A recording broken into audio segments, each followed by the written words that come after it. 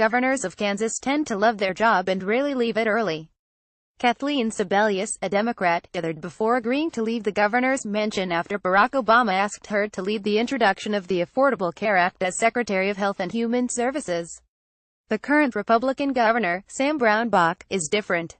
He appeared not to hesitate before agreeing to take the relatively low-profile job of Ambassador for International Religious Freedom in Washington, D.C., a good 16 months before the end of his term. Perhaps Mr. Brownback is as keen to leave Kansas as many Kansans are to see him go. Mr. Brownback once had high ambitions.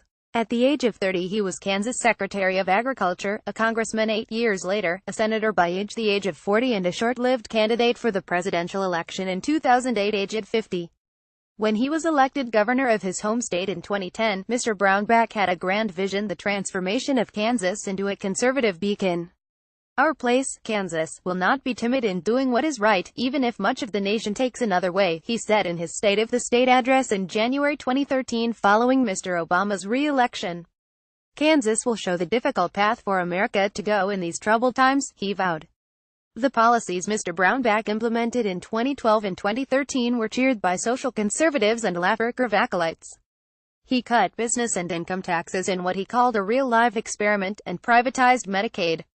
He signed several laws making it harder to have an abortion and others that made it easier to get hold of guns. If things went well he could surely have another crack at the presidency, but things did not go well. Mr. Brownback's fiscal policies blew a hole in Kansas' budget and led to cuts in school and infrastructure funding. The state's debt rating was downgraded several times. Kansas was one of only 5 states to lose private sector jobs from the start of this year to June, compared with a national growth rate of 1.7% for the same period, according to the Sadman Research Institute at Arizona State University. The governor put all his eggs in one basket and it blew up in his face, says Patrick Miller at the University of Kansas. In June, Republicans joined Democrats to override the governor's veto of tax increases aimed at undoing much of Brownbackonomics. Susan Wiggle, the Republican president of the Kansas Senate, said in June that she hoped the Senate would work swiftly to approve Mr. Brownback in his new job so that we can get Kansas back on track with new leadership. As soon as Mr. Brownback departs for Washington, D.C., Jeff Collier, the state's lieutenant governor, will take over as governor, and a political race will begin. 4 Republicans have already thrown their hats into the ring. They are Chris Kobach, the Kansas Secretary of State who is a hardliner on immigration, Wink Hartman, an oil tycoon from Wichita, Jim Barnett, a former state senator, who is also a doctor, and Ed Amelie, a former state representative. Mr. Collier has not said whether he will run. If he does, he will struggle to distinguish himself from Mr. Brownback. The plastic surgeon is a loyal confidant of his boss and has never shown any sign of disagreeing with his radical course. His main achievement as policymaker is the design of KanCare, the state's privatized Medicaid program.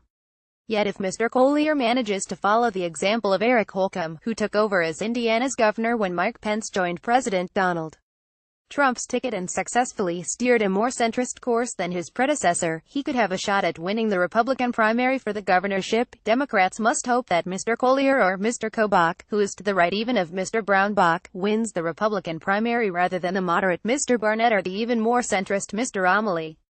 Many Kansans seem tired of radicalism and keen to get back to the moderate conservatism of most of the governors that came before Mr. Brownback.